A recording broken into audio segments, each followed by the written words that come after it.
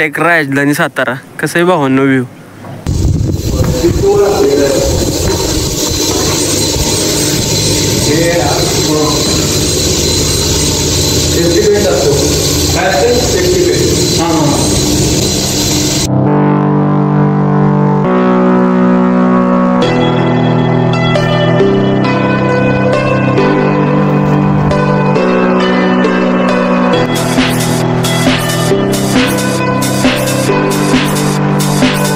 जय शिवराय मित्रांनो, न्यू व्लॉगमध्ये तुमचं स्वागत आहे. आज आपण काठेवाडी पठार बघण्यासाठी जाणार आहोत. ते आहे पाटण तालुक्यामधील एक गाव आहे. ही जी तुम्हाला पठारवरचं दिसत असेल डोंगरदर, त्या ठिकाणी आपण वर जाणार आहोत. आता जाताना आपल्याला कोणकोणती गावे लागतात ते तुम्हाला दाखवतो. ही पहिल्यांदा आपण मांडव्याच्या धरण झालं की इथं मांडव्याच्या गावात येतो. या मांडव्याच्या गावातनं सरळ 2 रस्ता आहेत. तिथनं उजव्या साईडला गेला की तुम्हाला हा रस्ता लागेल. हा रस्ता लागला की ना हा सरळ रस्ता सोडायचाच नाही. जवळजवळ ह्या जाताना आपल्याला 2-3 गावं लागतात. रस्त्याला कोण नसते इकडं, जास्त करून पर्यटक काय नसतात इकडं, कारण की 2 रस्ते आहेत इकडं घाटेवाडी पठार बघण्यासाठी. आपण इकडून ह्यासाठी चाललो आहे की येताना दुसऱ्या रस्त्यानं आपल्याला यायचं होतं, म्हणून इकडून चाललो आहे. इकडच्या रस्त्याला कोणी आम्हाला जाताना लागलं नाही. पहिल्यांदा इथं एक मंदिर लागलं, त्या मंदिराचं आम्ही दर्शन घेतलं. त्यानंतर मग तसंच पुढं गेलो. इथलं ती दिसत असेल मागचं आपल्याला मांडव्याचं धरण आहे. त्यानंतर आम्ही आलो पिरेवाडी. ही जी गाव तुम्हाला दिसत असेल ही पिरेवाडी नावाचं एक गाव आहे. इथंच मांडव्यानंतर आपल्याला वर जाताना पहिलं गाव लागतंय.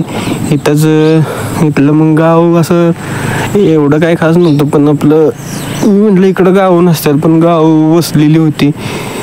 परत थोडंसं पुढं आलो की इथं लागलं आपल्याला ही मानेवाडी. ही वाडी लागली. इथं एक मस्त मंदिर असेल, तुम्हाला इथलं नीट दिसत असेल. त्या मंदिराकडे यायला मांडव्यातनं असं खालनं जंगलातनं रस्ता आहे. एकदा वर्जून कोण जर मांडव्यात असलं तर भेट द्या. परत ही तुम्ही बघू शकता व्ह्यू कसं आहे. मांडव्याचं धरण दिसत असेल. आपण तिकडचं जी पठार दिसत असेल तिकडून आलो. आता निम्मा असा आपला अर्धा गोल झाला. ही पठार बघू शकता तुम्ही, खतरनाक दिसत होतं. त्यानंतर बघितलं तर पुढनं थोडंसं आता दुसरं गाव लागलं होतं. इथनं त्या आजीबाई आल्या त्या म्हशी घेऊन, तुम्ही बघू शकता. दिवसभर आपलं रानातलं काम मशीनला चारून आता त्या घरी घेऊन आल्या त्या. परत इथं भात्यानाचं तुम्ही बघू शकता घरं कशी खतरनाक असं घर तयार केलं असं वाटत होतं. परत मग आम्ही आलो ह्या पुढच्या गावात आलो. बघितलं तर शेण सगळे रस्त्यालाच टाकले होते. परत आम्ही आलो पुढच्या गावात नरेवाडीचं वातावरण खतरनाक होतं. असं जुन्या काळातलं कसं गाव असते तसं होतं. ही बकरीवाला भाऊ घेऊन आलता. पुढनं शिरड आलती. ही बारकं करोड दिसत असेल ते आमच्या आलं गाडीच्या आडवं. तरी आम्ही चुकवून तसंच मग पुढं आलो. ही वाडी संपली होती, तर इथल्या लोकांची कामं चालली होती आपापली. परत लागली ह्या गावात आलती एसटी लालपरी. लालपरीला मागं टाकलं, म्हटलं सगळे घाण उडवल डोळ्यात. मग परत आलो आम्ही पुढं बघितलं इथं बैल निवांत आपली चरत होती. परत JCB वाला काम करत होता इथं. परत ट्रॅक्टर मध्ये ट्रायलीत दगडी भरायची चालली होती. मग परत आलो ह्या गावात. हे गाव संपलं. पुढं परत ह्या गावातली लोक आली होती आपली म्हशी वगैरे घेऊन. परत आम्ही पुढं निघालो होतो असंच. इकडं मग रस्ता थोडासा हे गाव पास केला चांगला लागला. इथं कोणीतरी मस्त असं बघू शकता तुम्ही घर बांधलं होतं एका साईडला, आणि त्यांचं ते मालक इकडं ती गुरं घेऊन चारत होती. आणि परत तुम्हाला बघू शकता तुम्ही ही जी घर आहे का नाही, खतरनाक विषय सापडला.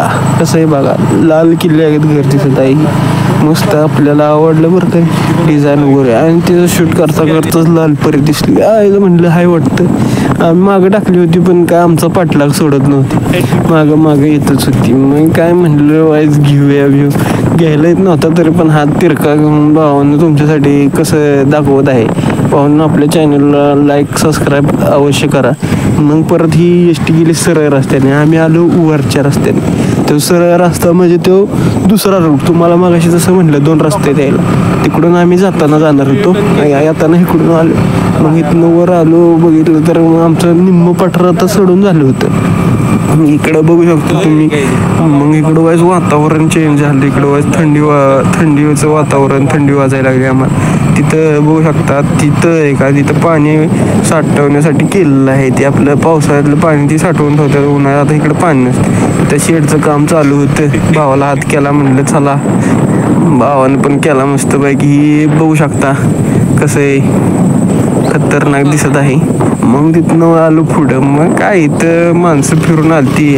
आम्ही जिथं जाणार होतो तिथं इथनं रस्ता लय खराब होता. तुम्ही बघू शकता, एक 10च्या स्पीडने गाडी चालली होती. 10-20 स्पीड वाढत होती तरी पण गाडी काय चढत नव्हती. सगळं रस्ता खराब होता. हे बघू शकता, पाणी जाऊन जाऊन सगळं रस्ता खराब झाला. आणि मग काय एकदाच आम्ही पोचलो बरं का इथं. हे घाटेवाडी पठार कसं आहे भावांनो, इथनं पुढं तर लय भारी व्ह्यू आहे.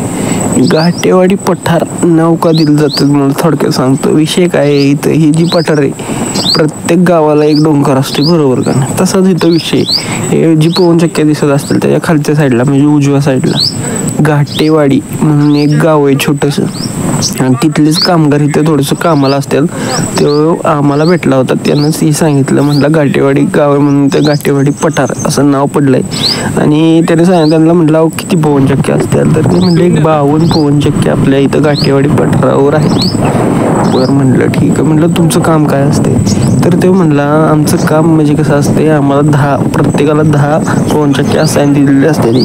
आपल्या 24 तासातनं म्हणजे एका दिवसातनं एकदा रिडिंग घ्यायचं. रिडिंग कसं घेताय म्हटलं, ती रिडिंग आपण पुढे व्हिडिओ दाखवलीच आहे तुम्हाला, तर सांगतो. रिडिंग म्हणजे कसं आपण जसं इलेक्ट्रिसिटीचं रिडिंग घेतो तसं इलेक्ट्रिसिटीवाला कसा रिडिंग घ्यायला येते तसं रिडिंग घ्यायला येते. मग ही बघू शकता तुम्ही, मधोमध्ये पठार बरोबर दोन्ही साईडला खोल दऱ्या आहेत. ती जी शेवटची दिसत असेल पवनचक्की, आपण तितक्यावर जाणार आहे. तर बघूया आता पुढं कसं काय होतंय.